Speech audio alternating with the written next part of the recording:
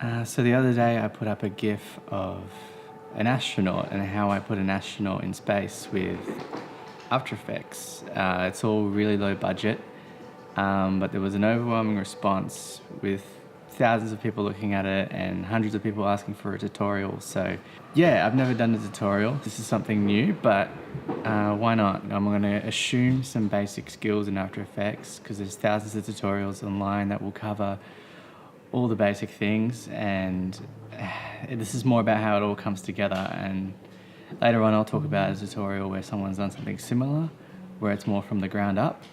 If you're really struggling, you can go to that. This is nothing like the film Gravity. I made this in my living room, so I was operating the camera myself and I made it all myself. Those are the expectations. In a lot of tutorials, I think people spoon feed a lot of the steps without breaking down why they added certain effects or why the values are what they are, or like how they arrived at the conclusion why something is a good idea to do. But I think the most important thing is how you blend techniques so that you can make an original work for yourself and not just copy verbatim what someone is showing you how to do. When I first started this film, I had to make a decision about if I was going to do it all in camera or composite it digitally, and both seemed completely doable. In camera would require a lot of costuming, a dark room, some creative lighting to form the reflections, and maybe even a printed photo of the Earth to place in the reflection. And maybe it could have been better if I did it again. That's probably what I would do, actually. But I didn't have the production design chops, and I wanted to create it with NASA footage because the brief of the competition was to use NASA footage. So I thought that was, something that would be good for the judges and a good challenge as well. What you saw in the GIF is actually not the first film I submitted. When I first submitted it to the competition, it looked very different. Even though it was placed as a finalist, I thought it looked a bit goofy and cheesy and wasn't happy with it. So months later, before I released it online, I decided to do it all from the ground up. I thought it would be fun to compare before and after and like why I changed things as well. In the original example, you can see a lot, and later on I decided to obscure most of it. I thought it would be less distracting and also more immersive for the audience, and B, I thought a lot of the VFX work is difficult to pull off, so the more you hide, the easier you make it for yourself.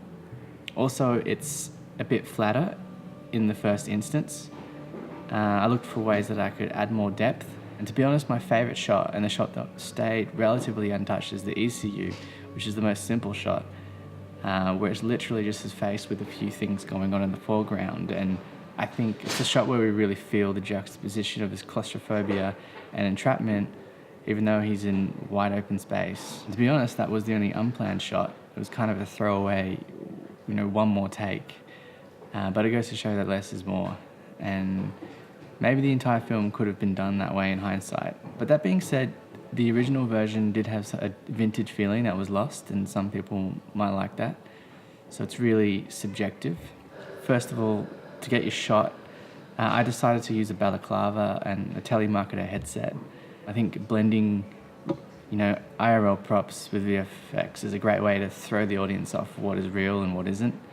A black screen was also used because it would be easy to fall off and just have his head blend off into darkness. And it was also used to one side to create negative fill, which subtracts the light to give more contrast across the face. And then I masked it just to contain the element.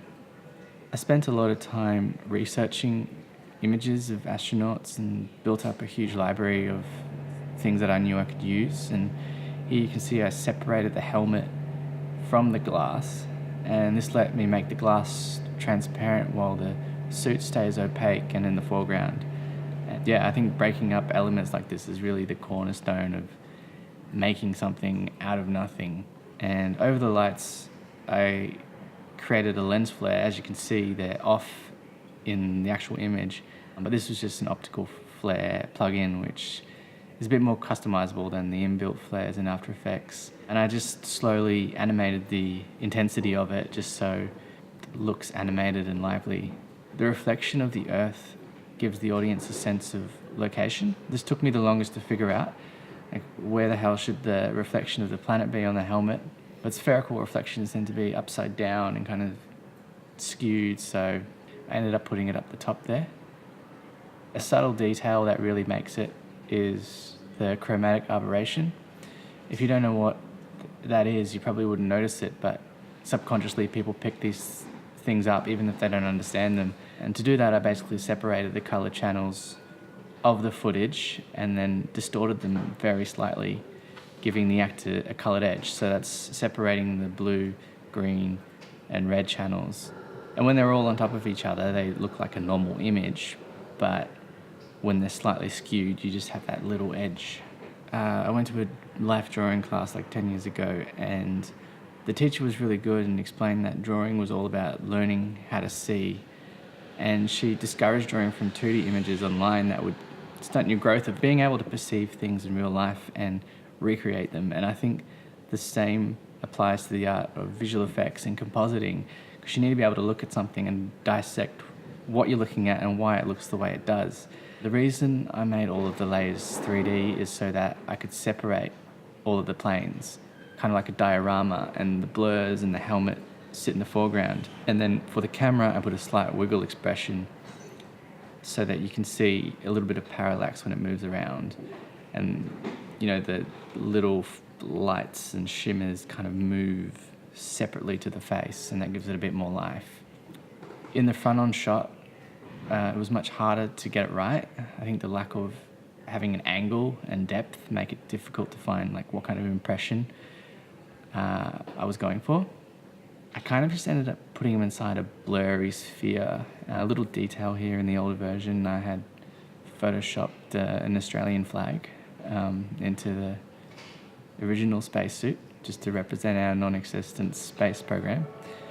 But yeah, ended up losing that and sacrificed it just to have a more blurry and poetic feel to it. Something that is more noticeable here is the breath. Even though this is probably not scientifically accurate, the breath, if you watch the film, is actually the first and the last thing you hear in the film. His first breath as a baby, and well, I've just kind of spoiled it. Yeah, so I decided to keep that, and I used a fog overlay and just masked it around his mouth and animated the transparency of it every time he talked. And there are ways to kind of sync the intensity or the opacity of the fog to a sound file as well if you just wanted to automate it. I didn't do that in this case. The wide shot was much simpler. I darkened out the suit a lot, and again, the less you show the better. It became so dark though that you can't see it, so I duplicated the suit and put it slightly behind and made it a lot brighter to give it like a back edge and make it look like it was being lit from behind. I didn't have to add much detail to the face as it was so small. And when you scale things down, a problem you'll run into is that the footage will look too sharp and you'll have to blur it out to match. And then what I found was it was really flat with just the character floating around in the frames. I decided to grab a window to give it a bit of depth, and I thought it was kind of comical that the space station was just out of reach. I also added a transparent dirty window to give the shot a bit more texture. Someone pointed out that the symbolism of being in the womb in the intro and this shot where you see the character inside the circular window kind of made a statement. So I guess what you do there is you nod and agree and pretend like it was all a conscious choice, so you look like a genius. The Gaussian blur is probably my most used effect of all time. If in doubt, just blur it out. There's almost always a way that blurring will help sell your compositing in some form. I think always on low budget things, messing things up to fit in is usually your best option, whether it's with grain or blur or things like that. Coming to the ECU, as I said, it was my favorite shot. It's also the simplest. I was able to add specs of anything I wanted really. I had a stock pack of glass elements, and my favorite detail in the whole film is this tiny shimmer that just floats there for no reason, but I liked it. I haven't talked much about the color grading. There are heaps of tutorials about that. I basically just made the footage a bit cooler to match the other assets and make them feel a bit cold and alone. So I'm not the first person to do this kind of technique. I'm going to link a tutorial here where someone did kind of a similar shot. So if you've watched the video but still have no idea where to start, click that link and he'll take you through every single step in more detail. There's a few other shots in the film, like the character's point of view. I did the same chromatic aberration to just the stock shots of the Earth to blend it all together a bit. I encourage you to watch the film in full. As important as the details are, it's important to understand how it affects the overall project and how it all blends together in the end, because you can't just throw together a few VFX shots into a film and call it a day. Context is really important. You might need to reassess after watching it in the film. The script by James Colopy is really the best part of the film. I think all the VFX was just there to facilitate that. Yeah, so thanks for watching. As I said, I've never done this before, and I'd love to know what you think of this approach to a tutorial. I might go through some other projects too and do something similar if people are interested in how I did certain things. But yeah, if there's anything in particular that you'd like to know, feel free to comment and let me know.